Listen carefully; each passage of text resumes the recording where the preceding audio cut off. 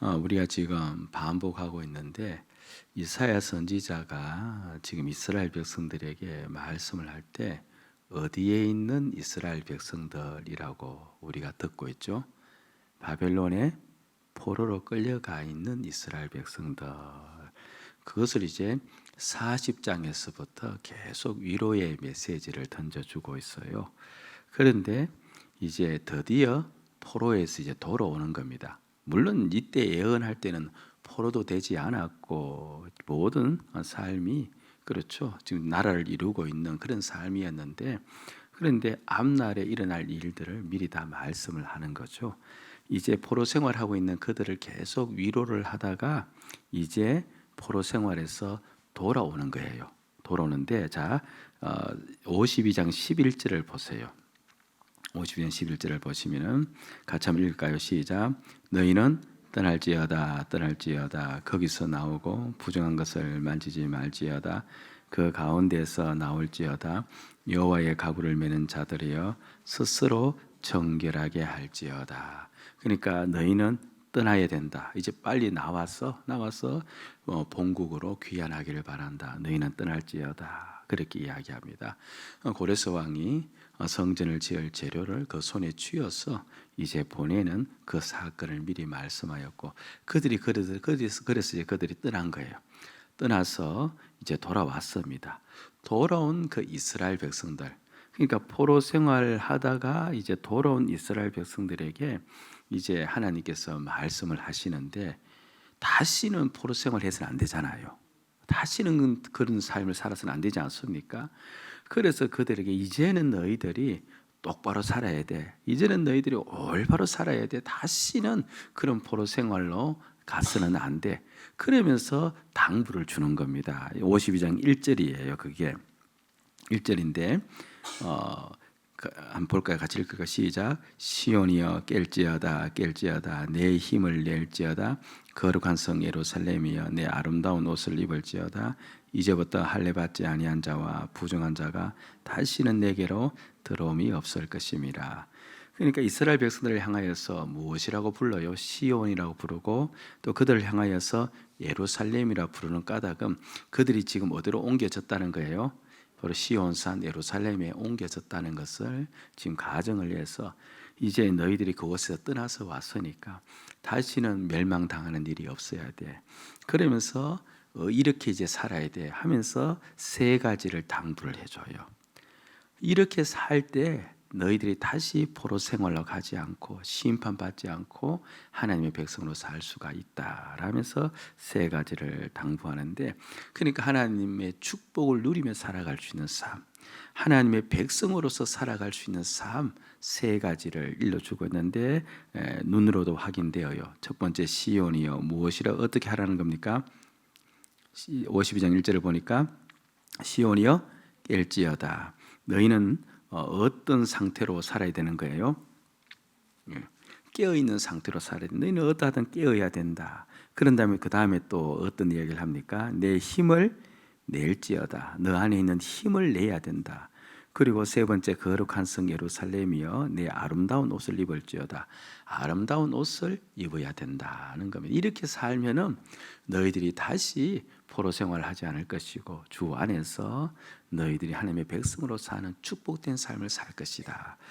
그러니까 세 가지 저를 보면서 첫 번째 어떻게 살아야 된대요? 깨어야 된다. 그 다음에 너 힘을 그렇죠 내야 된다. 그리고 아름다운 옷을 입어야 된다. 요 세 가지예요. 근데 세 가지 제가 전부 다는 못하고요. 앞에 있는 두 가지만 제가 말씀드릴게요. 시간 관계상. 깨어 있으라는 거예요. 그러니까 우리가 하나님의 은혜와 복된 삶을 살려면은 다시 우리가 세상의 조롱거리가 되지 않고 세상의 놀림거리가 되지 않으려면 어떻게 해야 된대요? 깨어 있어야 된다는 거예요. 그럼 지금 좀 이 상황을 좀 가져와서 이야기하면 지금 사실 우리가 그렇죠 세상의 놀림거리가 되어 있잖아요. 놀림거리도 이런 놀림거리가 없죠. 세상에 기독교인 그렇죠 식당 금지 편말이 물론 우리 교회가 아니고 저쪽에 이 근처 교회 다니면 사랑제일교회지만 그 근처에 기독교인 출입 금지 편말이 붙어 있는 이런 일들이 세계 우리 역사에 언제 있었습니까? 그러니까 지금 우리의 상태가 모든 조롱과 놀림을 다 받는 그런 상태가 된 거예요. 근데 성경에서는 우리가 그 상태를 보면서 깨어있지 않아서 그렇다. 그럼 깨어있지 않다는 말은 어떤 상태라는 말입니까? 잠을 자고 있었다. 너희들이 잠을 자면 또 포로로 끌려가서 그와 같은 멸시와 천대를 받을 수가 없다는 거죠. 그래서 오늘 이 말씀은 우리가 깨어 있어야 되고 우리 힘을 내어야만 다시 우리가 주의 축복의 삶을 받을 수 있는, 세상으로부터 다시 한번 인정받을 수 있는 그 어떤 하나님의 백성의 삶을 살 수 있다는 것을 가르쳐주는 본문이기 때문에 얼마나 중요한지 몰라요. 우리 교회가 깨어있는 교회가 되어야 돼요. 아멘. 그리고 힘을 내야 돼요. 아멘. 그 뜻이 무엇인지 제가 설명을 해드리는데요. 그러면 잠을 잤다는 말이 무슨 말인가를 알면 깨어있다는 것을 알잖아요. 이스라엘 백성들이 그러니까 지금 포로로 끌려간 이유가 오늘 이 1절 말씀에 의하면 그들이 잠을 잤기 때문에 그렇거든요. 그런데 성경 어디에도 그들이 잠자서 끌려갔다고는 표현하지 않아요. 그들이 이스라엘이 그 바벨론에 포로로 끌려간 이유, 이사야서도 나오는데 아하스 왕 때의 사건도 나오죠. 그들이 왜 그러냐 하니까요, 다른 이유가 없어요. 아하스 왕을 예를 들어도 그런데 아하스 왕이 주변의 나라를 부러워한 거예요. 주변의 나라, 어떤 나라입니까? 맞힐 때가 안 되는데 지금 벨이 울린 것 같아요. 그러니까 주변의 아수르를 상당히 부러워했어요. 아수르를 부러워하면서 그 나라의 힘이 부러웠던 거죠. 부러우면서 저 나라가 왜 저렇게 힘이 세냐 보니까 그 나라가 믿고 있는 신이 있잖아요. 그러니까 이 당시는 그러니까 신들이 그 나라를 잡고 있었으니까 신들이 강하면 나라도 강하다고 생각했는데, 그래서 아수르의 신을 누가 가져오는 거니까 아하스 왕이 가져와요.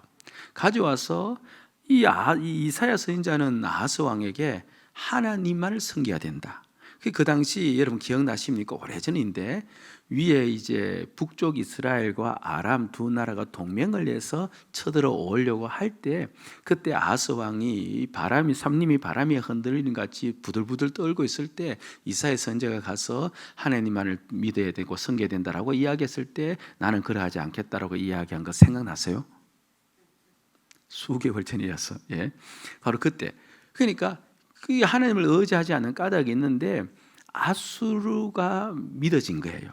아수르의 저 힘을 좀 빌리고, 근데 아수르의 힘을 우리가 가지려면 그 아수르가 섬기는 신을 우리가 섬기면 되겠다 싶어서 우상을 가져오지 않습니까? 그러니까 이스라엘이 바벨론의 포로로 끌려간 까닭은요, 그 다음부터 계속 나오는데 그들이 전부 다 다른 외국 다른 나라를 의지하고 그 나라에 무엇을 섬긴 거예요? 우상 섬긴 거예요. 그런데 그 상태를 보고 성경에서는 어떤 상태라고 이야기하고 있는 거예요? 잠잤다라고 이야기하고 있는 겁니다. 그럼 그 상태가 구체적으로 어떤 상태이냐 하니까요, 다른 건 아닌 겁니다. 보세요. 모든 우상을 섬기는 것은요, 성경은 딱 한 가지로 결론 내리고 있습니다. 왜 우상을 섬기냐니까 자기 욕망을 섬기는 거예요. 우상은. 그러니까 아하스 왕이 아수르의 힘을 부러워한 겁니다. 세상의 힘. 아수르 세상의 힘을 부러워하고 그 힘을 누가 갖기를 원한 겁니까? 자기도 갖기를 원한 겁니다. 그래서 아수르의 신을 가지고 와서 자기를 섬기면 자기가 어떻게 되어진다? 힘이 있게 되어지는. 그래서 결국 자기 힘, 그렇죠, 자기 능력으로 살기를 바랬던 거예요. 이게 바로 우상 숭배의 본질입니다.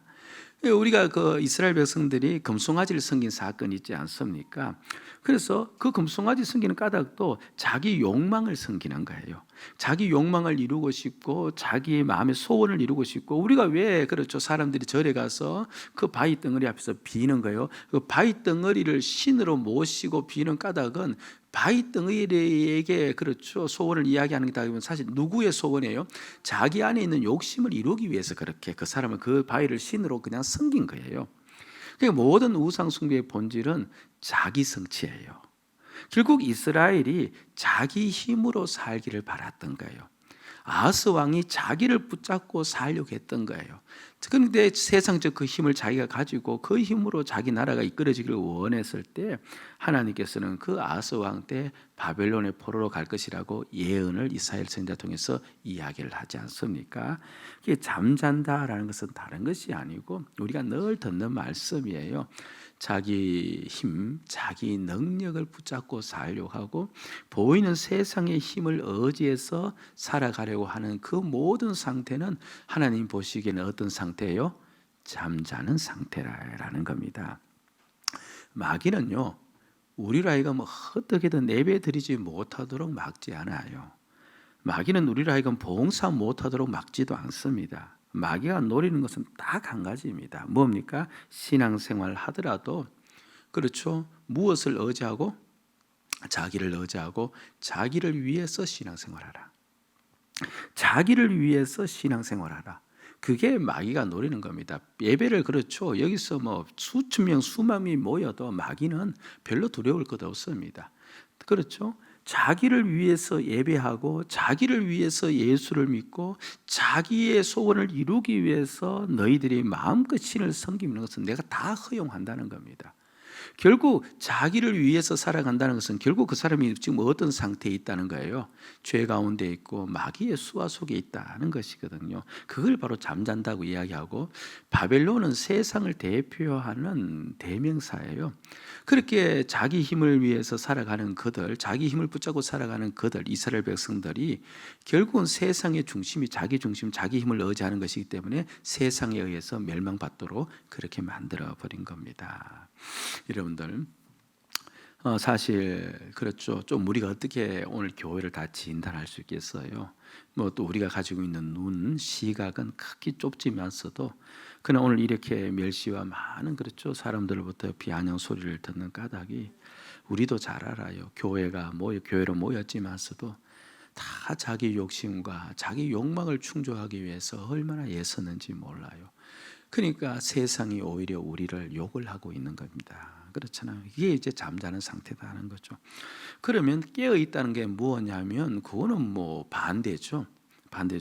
더 이상 세상과 구별되어 사는 것인데 세상과 구별된다면 더 이상 자기를 위해서 자기 힘을 붙잡고 사는 것이 아니다는 겁니다.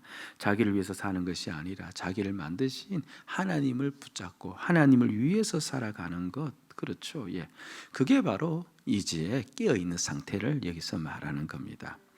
우리가 이제 한두 번 들었지만서도 그 이스라엘 백성, 그 이스라엘에게 왜 가나안 땅을 주었는지를 제가 저전 시간에 말씀을 드렸는데 가나안 땅, 그 좁은 땅을 하나님께서 이스라엘 백성들에게 주신 까닭이 어디에 있는가 보세요.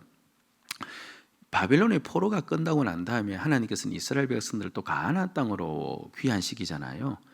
어차피 귀환시킬 것 같으면 더 좋은 땅도 많아요. 그렇잖아요. 가나안 땅 늘 시달리던 땅인데 더 옥토가 되는 땅으로 좀 귀환시키면 좋은데 또 그 가나안 땅으로 귀환을 시키는 겁니다.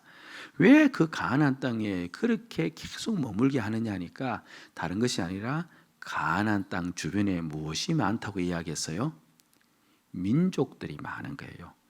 종족들이 그냥 가나안 땅 주변에 포도송이처럼 얽혀 있는 겁니다. 그렇죠. 우리나라 근처에는 밑으로 바다 건너서 일본이고, 그렇죠. 위로는 휴전선 지나서 북한, 뭐 그밖에 없어요. 그래 주변에 잘 없습니다만은 가나안 땅은요 그 지역 경계 경상남북도만한 크기 속에서 저 위쪽으로 두로부터 시작해서 두로, 시돈, 모압, 암몬, 블레셋, 그 다음에 그 지역을 지나서 아람, 그렇죠. 밑으로 애굽, 온 주변에 있는 그렇죠. 이게 이 나라들로 둘러싸여져 있는 겁니다. 그러니까 늘 환난을 당하는 거죠. 그런데 하나님께서 굳이 그 땅에 보내신 까닭은 한마디로 아브라함을 불러서 그 땅에 인도했잖아요. 아브라함이 살고 있는 땅이 가나안 땅보다 훨씬 더 땅으로 따지자면 어떤 땅이에요? 좋은 땅이에요. 유브라데스 강이 흐르는 비옥한 인류 문명의 발상지예요. 거기가. 근데 거기서 굳이 그 멀리서 불러서 이 척박한 가나안 땅으로 부른 겁니다. 희한하지 않아요? 그곳에서 그냥 아브라함을 불러서 그곳에서 가나안이라 생각하고 살도록 하면 좋은데 그렇게 부른 까닭은 그 주변에 수없이 많은 민족들이 있기 때문에 최적의 장소가 되는데 누구를 알릴 수 있는? 하나님을 알릴 수 있는 최적의 장소이기 때문에 가장 살기 힘든 땅, 가장 그렇죠 좁은 땅, 그리고 모든 것이 어려운 그 여건 속에서 그들이 잘 살아가는 거예요. 하나님을 경외하면서 잘 살아가면 그럼 그들을 통해서 누가 드러나는 겁니까? 하나님이 드러나서 살아계신 하나님을 증거하기 위해서 그 땅에다가 둔 겁니다. 땅에다 둔 거예요. 예. 그러니까 결국은 하나님께서는 그들에게 사명을 주신 겁니다. 무엇을 전하기 위한? 하나님을 온 세상에 전하기 위한 사명을 준 거예요. 그럼 그들이 그곳에서 이제 하나님 중심으로 살잖아요. 그럼 하나님 중심으로 살면 그들의 삶 속에서 평안이 있고 그 척박한 땅에서 열매를 먹고 그 환난 많은 주변에 환난 많은 곳에서 평안을 누리고 하나님 중심으로 살면서 그런 은혜를 누리면은 주변에 있는 모든 민족들이 누구를 보는 거예요? 이스라엘을 보는 것이 아니고 하나님을 보는 거예요. 그래서 하나님이 살아계시다 해서 그 주변에 하나님을 증거하기 위해서 하나님은 이스라엘 백성들을 그곳에 보내신 것입니다. 그럼 결국 깨어있다는 말은 무엇이냐니까 그 말입니다. 너희가 어떠든 간에 사명을 붙잡고 살아야 된다. 하나님 중심으로 살면서 하나님을 전해주는 그 도구로서 살아야 된다. 그게 바로 너희에게 있어서 무엇이다? 깨어 있는 것이다. 깨어 있는 것이다. 그런 말이죠. 예. 그러니까 자신의 욕심과 자신의 나라를 위해서 살지 말고 사명 붙잡고 살아라. 그렇게 이야기를 하고 있는 겁니다. 여러분 보세요. 이 원리는요. 똑같습니다. 오늘 우리들에게도. 우리가 예수를 믿으면서 옛 사람을 죽도록 만들었어요. 근데 사명을 감당하라고 이스라엘 백성들에게 이야기를 했는데 사명을 이스라엘 백성들이 감당을 못한 거예요. 결국은 그들은 오히려 그렇죠. 하나님을 버리는 삶을 살지 않았습니까? 그래서 하나님께서 취한 조치가 뭡니까? 아예 우리 옛 사람을 죽여버리고 우리 안에 누가 사십니까? 주님이 살도록 만들었어. 그럼 내 안에 주님만 계시니까 나는 누구로만 살아야 돼요? 주님으로만 살아야 되는 겁니다. 그렇죠. 예수로만 살아갈 수밖에 없는 겁니다. 근데 예수로 산다는 것은 예수님께서 이 땅에 오셔서 하신 일이 뭐예요? 뭡니까? 모든 사람들로 하여금 하나님께 돌아가도록 만들기 위한 그 역할을, 그래서 나는 길이요 진리요 생명이라 하죠. 나를 통해서 다 하나님을 믿도록 그렇게 하기 위해서 우리 주님이 이 땅에 오지 않습니까? 그럼 결국 내가 예수로 산다는 게 뭡니까? 뭐예요? 그냥 우리는 소극적인 것만 생각합니다. 그냥 내 성질 좀 참고 그렇죠. 내 성품적인 면에서 주님을 닮아가는 그 정도로 생각하는데 물론 그것도 큰 것이죠. 그러나 그렇게 사는 목적, 내 성질을 없애버리고 내 성품, 주님 성품 닮아가면서 그렇게 살아가도록 하는 목적이 뭐냐니까 바로 나를 통하여서 예수를 드러내어서 사람들 하여금 나를 보고 무엇을 전달받도록 하는 겁니까? 예수를 전달받도록 하는 거예요. 네. 그 택배 기사가 택배를 보내지 않습니까? 그러면 전화상으로 자 택배 갑니다 이렇게 해서 택배를 받은 건 아니잖아요. 택배가 전달돼야 되잖아요. 우리가 예수를 전한다라는 것은요, 너 예수 믿어야 된다, 예수가 구원자다, 이게 전하는 게 아니고 예수를 전달해야 돼요. 내 안에 나의 주 되신 예수가 그 사람에게도 무엇이 되어져야 돼요? 주가 되어져야 돼요. 그러면 나는 예수를 전달하는 것이 되어져요. 바로 그 사명, 예수님께서 이 땅에 오셔서 제자들을 부르시고 모든 사람들에게 다 전가하면서, 그렇죠. 너희가 나를 믿으라는 말은, 나를 믿으라는 말은 너희들이 누구로 살라는 말이에요? 예수로 살라는 말이거든요. 그 내가 너희들에게 전달되기를 원했던 겁니다. 그렇죠. 그럼 오늘 우리의 사명이 뭐냐니까 내가 예수를 주로 믿으며 사는 것처럼 바로 내 안에 있는 가정 식구들이 그렇죠. 예수를 주로 믿으면서 사는 거예요. 한마디로 이야기해서 나의 복제품을 만들어내는 거예요. 그래서 늘 깨어 있지 않습니까? 그래서 늘 그 일을 염두에 두고 나는 이 주변과 내가 살고 있는 모든 곳에 나는 예수를 전달하기 위해서 이곳에 와 있다. 이게 가장 1차적 사명이에요. 그 사명을 늘 붙잡고 살아가면 내가 세상 가운데로 갑니까? 안 갑니까? 가지 않습니다. 절대로 가지 않습니다. 내가 어디든 간에 그렇죠. 예수를 전달해야 되는 그 사명을 붙잡고 살면 나는 늘 그렇죠. 예수로 살아갈 겁니다. 예수로 살아야 예수가 전달되어지니까요. 그래서 내 성품도 예수로 살아가려고 할 것이고 내 은행심사도 예수로 살아가려고 할 것이고 그렇게 하면서 그 사람이 나를 보면서 예수를 전달받아서 그래서 그 사람이 그렇게 예수를 그렇죠. 주로 삼으면 그러면 나는 사명을 완수한 거죠. 제가 어느 한 책을 봤는데요, 이렇게 이야기를 해요.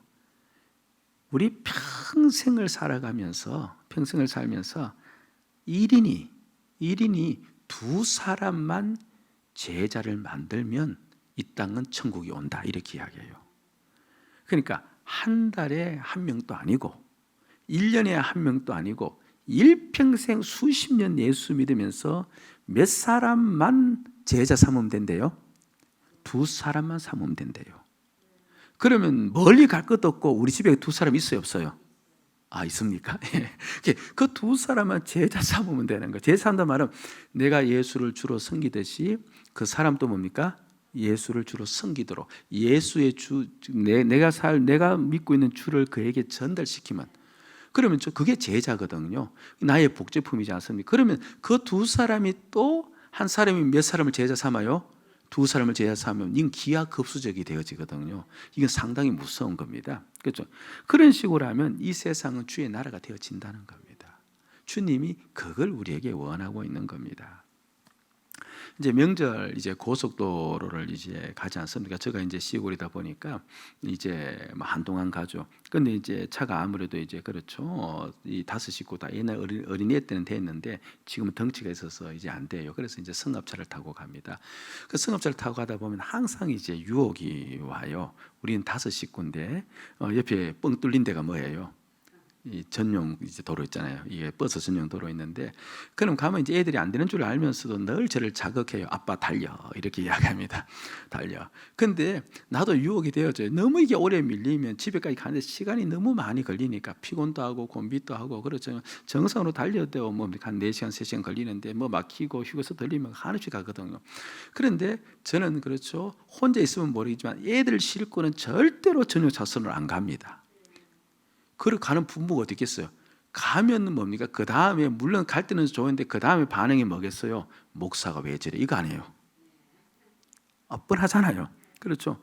한번 그 전과를 올려버리면 그 다음부터 이게 안 되는 겁니다. 그래서 그렇죠. 아무리 유혹이 와도 애들이 뒤에 타 있으면요, 아무리 자극해도 나는 그냥 묵묵히 그렇죠. 그 밀린 자리로 가는 까닭은 그렇죠. 애들한테 잘못 전달되지 않을까봐, 예수 믿는 게 잘못 전달되지 않을까봐.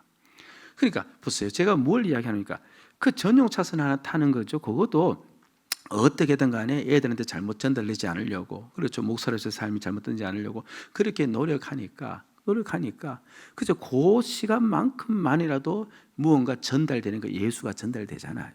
그렇잖아요. 물론 대부분 다 그렇게 살겠지만서도 그래도 저를 보면서 아이고 그래도 아빠가 조금은 목사답네. 고속도로 위에서는 그 이야기는 할까요? 그럼 고속도로 위에서 그 분량만큼은 전달될 거 아니에요. 그럼 그 분량만큼은 제가 깨어 있는 상태가 되어지는 거죠. 그 이야기를 하고 있는 겁니다. 내가 예수를 전달해야 되겠다. 예수가 내 주가 되듯이 어떠든 내 사명은 예수 전달하기 위해서 내 가정에 왔고, 예수 전달하기 위해서 하나님께서 나에게 이 자녀 주었고, 예수 전달하기 위해서 남편을 나에게 붙여주었고, 일가 친척을 나에게 붙여주었다라고 우리가 믿어야 돼요. 그러면서 어떠든 간에 내가 믿는 주님을 저들에게 택배 보내듯이 보내야 되겠다, 전달해야 되겠다 싶으면 내가 그들을 만나도 은행심사가 어때요? 은행심사가 자기 마음대로 못해요. 늘 깨어 있을 수밖에 없어요. 정신을 바짝 차리고 긴장할 수밖에 없어요. 잘못하면 그 오랫동안 만들어 놓았던 모든 게 다 무너져 버리잖아요. 그렇잖아요. 그래서 늘 긴장하면서 깨어 있을 수밖에 없는 겁니다. 그래서 오늘 이 말씀, 깨어 있으라. 사명을 감당하려고 하면, 너희들이 원래 이곳에서 하나님을 전하기 위해서 이곳에 보내었던 그 사명을 감당하려고 하면 너희는 깨어 있는다. 너희는 잠자지 않는다. 너희를 위해서 살지 않고 주를 위해서 살게 되어진다. 그 말씀을 하고 있는 거예요. 여러분 어떠하든 간에 우리에게 가장 1차적인 것은요, 여러분 행복이 아니에요. 여러분 내 삶의 안정도 아니에요. 내 삶의 평안도 아니에요. 사명이에요. 그 사명을 감당하기 위해서 온 힘을 다 쏟으면요, 그 다음에 무엇이 따라와요? 주님이 주시는 모든 은혜가 따라와요. 그것 내 행복과 내 삶의 안위를 앞에 세워버리면 그것도 잃어버리고 사명도 잃어버려요. 누가 보여주어요? 이스라엘 나라가 보여주는 거예요. 결국 그렇게 해서 바벨론의 포로로 끌려가서 450년 그 70년의 삶을 살았고, 그리고 오늘 좀 죄송스럽지만 한국 교회가 그걸 보여주고 있는 거예요. 이제 우리가 다시 깨어서 사명을 1차적인 우리의 소명으로 삼고 내 있는 모든 곳에서 예수 그리스도를, 조금 이상한 말이면 택배하듯이 전달하는 것을 목적으로 삼고 살아갈 수 있는, 깬 상태로 살아갈 수 있는 우리가 되어야 될 줄로 믿습니다. 아멘. 자, 두 번째는요, 어떠든 간에 힘을 내야 돼요. 힘을 내야 되는데, 자 보세요. 그들이 이제 땅에 돌아오니까 사실은 이제 70년은 아니에요. 이스라엘 백성들이 70년 포로 생활인데, 그렇죠, 길게는 말씀 못 드리지만서도 대략 한 6, 7년 지난 다음에 일군이 들어오고, 왜 70년 하니까 이스라엘 나라에 이제 성전이 다시 세워져요. 성전이 없어지고 성전이 세워지는 기간이 70년이어서 70년 포로 기간이라 그렇게 이야기하는데, 여하튼간에 이제 한 50년쯤 지나서 돌아왔는데, 그런데 여러분, 땅을요 50년 동안 개간하지 않으면 어떻게 되어져요? 아니, 내 집을 1년 동안 2년 동안 방치되면 어떻게 됩니까? 사람 살지 않아도, 그렇죠, 모든 것이 황폐해지잖아요. 그건 땅인데 땅을 5, 60년 동안 개간하지 않으면 그 땅이 어떻게 되어집니까? 그 쓸모없는 땅이 되어져요. 그런데 사람은 벌써 없어졌어요. 모든 땅이 황폐해졌고, 그리고 성읍은 전부 다 무너져 버렸고, 그리고 성전을 지을 건축 재료를 가지고 와서 성전을 먼저 짓기로 작정하기는 하는데, 그런데 주변에 따닥따닥 붙어있는 그 민족들은요, 이스라엘 나라가 성전 짓는 것을 극도로 싫어합니다. 왜 그런가 하니까 이스라엘은요 성전 중심 국가예요. 성전이 딱 세워지면 이들은 하나로 뭉쳐버려요. 성전이 지어지면. 그래서 저 성전이 완공되어지면 이제 이스라엘이 또 힘을 얻어서, 이스라엘이 힘을 얻으면 자기들도 힘이 세니까 자기들 나라를 괴롭히는 걸 알거든요. 그래서 성전을 어떻게든 짓지 못하도록 방해 공작을 얼마나 폈는지 모릅니다. 그게 돌아오니까 땅은 황폐해져 있죠. 성읍도 무너져 있죠. 수시로, 그렇죠, 주변에 있는 족속들이 쳐들어오죠.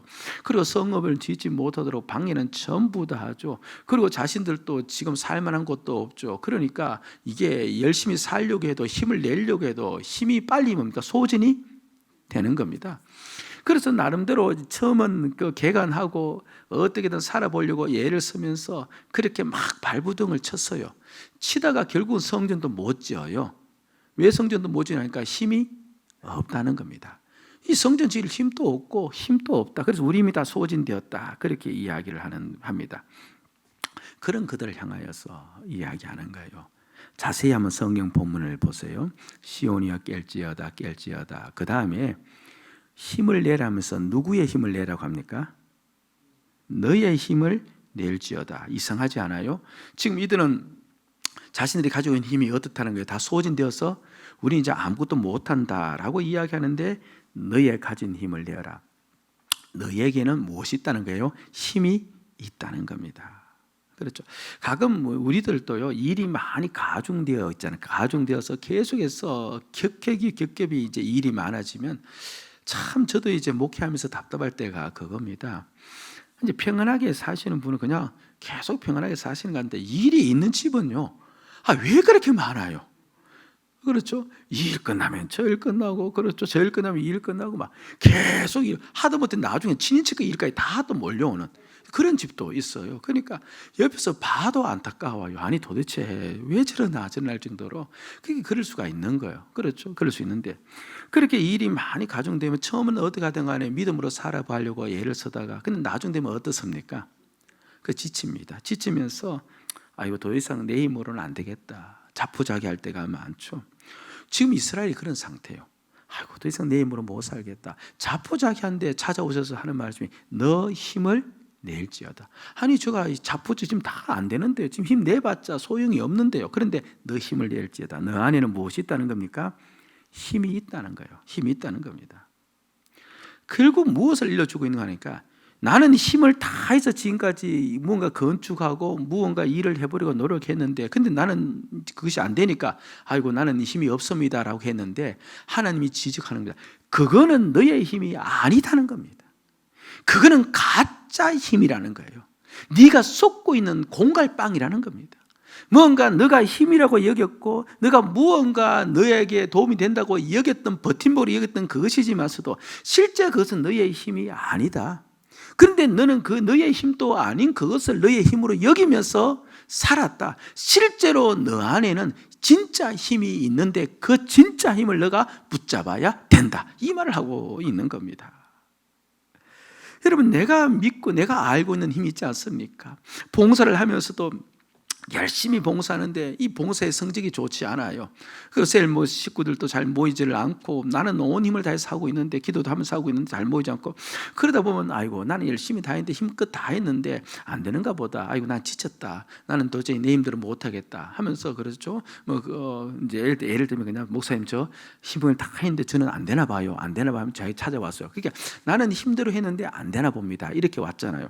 그때 하는 말씀을 보니까 아니다. 그건 너의 힘이 아니다.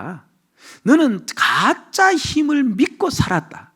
그거는 공갈빵에 불과하다. 너는 너의 힘이라고 여겼, 너가 노력하고 너가 열심히 내던 것을 너는 힘이라고 여겼는데 실제로 그것은 너의 힘이 아니고 너는 가짜 힘을 너의 힘으로 믿고 살았다고 이야기하고 있는 겁니다. 무슨 말이냐니까 이런 보세요.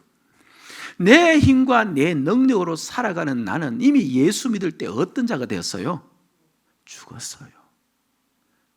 그러니까 내 능력과 내 힘과 내 재능과 내 소질로 살아가려는 그런 나는 이미 죽어버린 겁니다.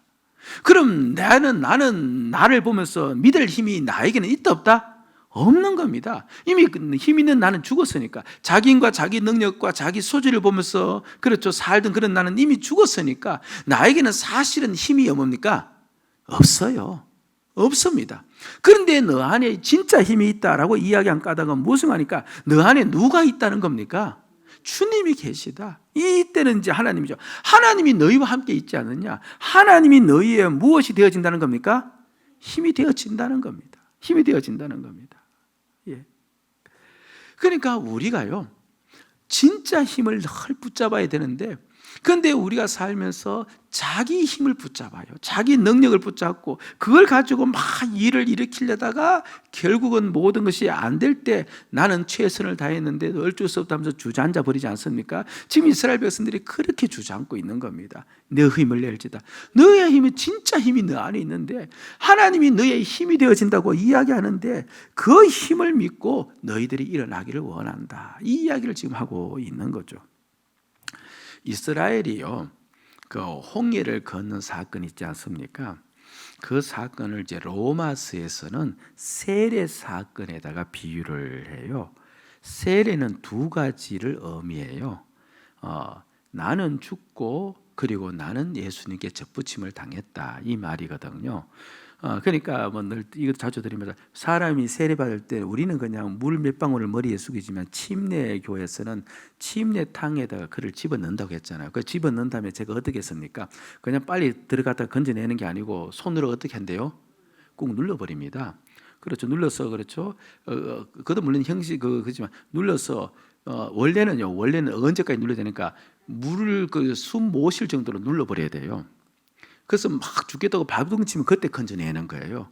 그러니까 물속에 들어갔다는 말은 우린 정결하게 되었다라고만 알고 있는데 그게 아니고 사람이 물속에 들어가면 못 살아요. 너는 어떻게 되었다는 겁니까? 죽었다는 거예요. 너는 죽었다. 그리고 건져내면서 살았는데 예수 이름으로 살았다. 너는 이제 예수님께 접붙임을 당했다. 이런 뜻이거든요. 이런 뜻입니다. 예. 근데 애굽에서 이스라엘 백성들이 나올 때 홍해를 그렇게 건너도록 한 까닭이 어디에 있느냐니까. 그렇죠? 이제 과거에 그들을 전부 다 어디서 죽여버리는 겁니까? 홍해에서 다 죽이는 겁니다. 과거의 너희들은 어떻게 되었다는 거예요? 홍해에서 죽었고 이제 새로운 너희들이 태어났다는 것을 보여주는 상징적 사건인 겁니다. 그럼 과거에 그들이 어떤 그들이었는가 하니까 과거에 그들은 애굽에서 노예로 살던 그들이에요. 대략 한 400년 동안 살았는데 한 200년은 애굽 요셉 때문에 편안히 살았고 나머지 후반부 200년은 노예로 살았는데요. 이 노예로 살다 보니까 그들에게 노예의 근성이 생긴 겁니다. 여러분 노예의 근성이 무엇인지 아세요? 그것이 오늘 우리들에게도 붙어 있어요. 죄의 노예의 근성이 붙어 있는데 노예의 근성이 뭐냐 하니까요. 노예는 미래가 있어요 없어요? 없습니다. 그렇죠? 노예는 자신의 사명을 생각할 필요가 있어요, 없어요? 사명 생각할 필요도 없습니다. 노예는요, 순간순간 편안하면 돼요. 노예는 미래도 없고, 그리고 뭡니까? 사명도 없으니까 그냥 순간 편안하는 것이 노예로서는 최고의 삶입니다. 세상이 어떻게 돌아가도 상관이 없습니다. 그건 노예의 알 바가 아닌 겁니다. 그러니까 노예의 근성은요, 철저히 자기 평안만 추구하는 겁니다. 철저히 자기를 위해서만 살아가는 겁니다. 환경과 상황이 어떠든 상관없이 그냥 자기 평안, 자기 안위만 붙잡고 살아가는 것이 노예 근성이라고 이야기하는 거예요. 그러니까 죄 가운데 사는 철저한 삶이죠. 그렇게 노예로 사는, 그렇죠, 자기를 붙잡고 그것으로 만족하는 그 삶은 절대로 천국 들어갈 수 있는 삶이 아니에요. 그래서 하나님께서는 그 홍해를 건너면서 어떻게 합니까? 그들 전부 다 죽인 겁니다. 옛 사람들, 과거의 너희들은 죽었다. 그리고 이제 홍해를 나오게 하면서 너희는 이제 우리 식으로 하면 예수님께 접붙임을 당하게 되었다. 이제 너희들은 누구로 살아야 된다? 주님으로 살아야 된다. 주의 힘과 주의 능력으로 살아야 된다. 하나님의 힘과 능력으로 살아야 된다. 그러면서 그들 딱 홍해에서 나와서, 그렇죠, 내다 놓은 것이 뭡니까? 광야였잖아요. 그러니까 광야는, 그렇죠, 사람이 살 수 없는데, 근데 이제 그들은 누구 힘을 믿고 살아야 돼요? 하나님의 힘과 능력을 믿고 살면 되는데, 그런데 그들의 노예 근성이 여전히 옛 사람의 근성이 남아서 조금만 힘이 들면 어떡합니까? 불평과 불만 때문에 참 희한하잖아요. 오늘 바위에서 물을 마셨으면, 그러면 딱 그 이들의 생각에, 그렇죠, 이게 붕어도 아닌데 이들의 생각 속에 어떤 생각이 들어요? 다음에 또 목이 말라요. 그러면 저 앞에 바위 덩어리가 보이면 무엇을 봐야 돼요? 무엇을 봐야 돼요? 물을 봐야 되잖아요. 어제 바위 덩어리에서 물을 마셨으니까, 아니, 우리가 지혜가 있지. 우리가, 그렇죠, 잊어버려. 그러니까 당연히 앞에 바위 덩어리, 저것에 물이 나겠다, 이렇게 생각하면 되잖아요. 당연히 그렇죠. 그러니까 걸어가도 물이 좀 없어도 어떻게 생각하면 됩니까? 그렇죠. 바위 덩어리에 물 내는데 뭐 모래에도 뭐, 그러고 그러면서 살면 되는데, 그런데 사실 우리도 똑같아요. 그런데 말은 이렇게 하지만서도, 그렇죠, 지나온 걱정을 또다시 계속 하는 것처럼. 근데 그들은요, 당장만 힘이 들면 어제를 잊어버려요. 오늘 내가 불편하면, 오늘 내가 평안하지 않으면 그 사람들은 곧장 그것을 폭발시켜버려요. 옛 사람의 노예 근성이 여전히 붙어 있는 겁니다. 자기 안이, 자기만 붙잡고 살아가는 것이죠. 예? 그러니까 이스라엘 백성들은요, 무엇을 보지 못했냐니까, 자기들이 이제 그 옛 사람이 죽고 이제 그들이 하나님과 접붙임 되었다, 주님과 접붙임 되었다는 것을 보지를 못하는 거예요. 주님과 접붙임 되었으면, 그러면 가지는 포도나무로부터 열매를 맺으는데, 가지에서 힘을 열매를 맺는, 가지의 힘이 아니고 뭡니까? 포도나무에서 나오는 힘으로 열매 맺듯이 주님께 접붙임 당했으면 이제는 주님의 힘으로 살아갈 수 있다는 말이거든요. 주님의 힘으로 물을 마실 수가 있고, 주님의 힘으로 양식 얻을 수 있고, 주님의 힘으로 이 모든 돼지들을 물리칠 수가 있다는 겁니다. 그럼 이제 주님의 힘을 믿고 살아야 되는데, 근데 그들은 그렇게 살지를 않는 겁니다. 그래서 그 어디서 표시가 나는 거 아니까, 그래서 열심히 이제 홍해 건너서 이제 가나안 땅을 딱 보았는데, 가나안 땅을 그도 그냥 들어갈 수는 없잖아요. 그 정탐꾼을 보냈죠. 정탐꾼을 사실 보낼 까닭은요, 우리가 전쟁을 어떻게 칠까 그걸 보기 위해서 한 것이 아니라, 정탐꾼을 보낸 이유는 저 땅이 너무 좋은 땅이, 여리고성은 좋아요. 여리고는 여리고의 좋은 땅을 보고 하나님 이렇게 좋은 것을 예비시켜 놓으셨다는 것을 백성들에게 선포하도록 하기 위해서 정탐꾼을 보냈는데, 그런데 10명의 정탐꾼은 가서 보는데 뭘 본 거예요? 자기 힘을 본 거예요. 그들은 너무 광대하고 자기는 그 앞에서 무엇과 같은 거예요? 메뚜기와 같은 겁니다. 우리가 많이 들었던 본문 민수기 13장 33절에 나오는 내용이죠. 민수기 13장 33절을 보면 이런 이야기가 있어요. 거기서 네피림 후손인 나낙 자손의 거인들을 보았나니 우리는 스스로 보기에도 뭐 같으니? 스스로 보기에도 메뚜기 같은 거. 무엇을 본 거예요? 자기 힘을 본 겁니다. 자기 힘을 본 겁니다. 그런데 두 사람 갈렙과 여수아는 자기 힘을 안 봐요. 우리는 하나님께 접붙임을 당했기 때문에 하나님의 힘과 능력을 보는 겁니다. 그들은 고백이 어떻게 하는 거예요? 민수기 13장 3절에 보니까 이렇게 30절에 고백을 합니다. 자, 민수기 13장 30절 말씀, 30절 말씀을 한번 봅시다. 예. 시작. 갈렙이 모세 앞에서 백성을 조용하게 하고 이르되 우리가 곧 올라가서 그 땅을 취하자. 능히 이기리라 하니. 그렇죠. 예. 하나님을 힘으로 삼으면요, 말이 다르고 생각이 다르고 계획이 달라요. 똑같은 환경이지만 자기의 힘을 바라보는 자는요, 자기의 가짜 힘이죠. 죽은 자기의 힘을 바라보는 자는 늘 죽은 소리를 하는 거예요. 내 입에서 죽은 소리가 계속 나오지 않습니까? 그거는 죽은 나를 바라보기 때문에 그런 거예요. 내 안에 살아있는 주님을 바라보면요, 그 입에서는 산 소리가 나와요. 내 가정이 지금 어떠든, 내 삶이 어떠든, 우리의 상편이 어떠든 간에 너의 힘을 가지고 일어날지어다, 너 힘을 낼지어다, 너 안에 살아있는 힘이 있지 않느냐, 모든 만유를 움직이시는 주님이 너 안에 있지 않느냐, 그 주님에게 접붙임 당했고 주님이 너와 함께 하신다고 생각되어지면 그 주님의 힘으로 너는 소리치고 외치며 고백하면 나가거라. 그러면 너가 달라진다는 겁니다. 반드시 그곳에 역사가 일어난다는 겁니다. 깨어있는 자의 특성이기도 하죠. 오늘 교회 안에서도 여러분들 마찬가지입니다. 우리는요, 자꾸 자기 힘을 보면서 교회의 일을 판단합니다. 옛날 그냥 하나의 예로, 물론 모든 성전 건축이 전부 다 주님의 뜻은 아닌 거죠. 그중에 욕심 들어갈 수 있는데, 그러나 또 주님의 뜻일 수 있잖아요. 그 IMF 때 성전 건축하겠다고 이제 선포를 했습니다. 교회 선포를 하는데, 그러면 자기의 힘을 바라보는 자들은 어떻게 해요? 그렇죠. 이거 OECD 어떻게 짓습니까? 하는데, 그런데 보세요. 분명히 모든 것은 아닐지라도 주님의 뜻으로 성전을 지으라고 한 교회가 또 많이 있을 거 아니에요. 그럼 주님께서 지으라고 했다고 말은 주님은 무엇이 필요 없는 겁니까? IMF가 필요 없는 겁니다. 주님의 힘을 가지고 하는, 그게 진짜 힘이니까. 그러면 그들이 오직 주님의 힘만 붙잡고 나가면 어떻게 되어지는 거예요? 역사가 일어나는데, 그런데 우리는 자꾸만 환경 속에서, 상황 속에서 자기의 능력을 보는 겁니다. 지금 우리 교회도 비슷한 환경 속에 있지 않습니까? 그렇죠.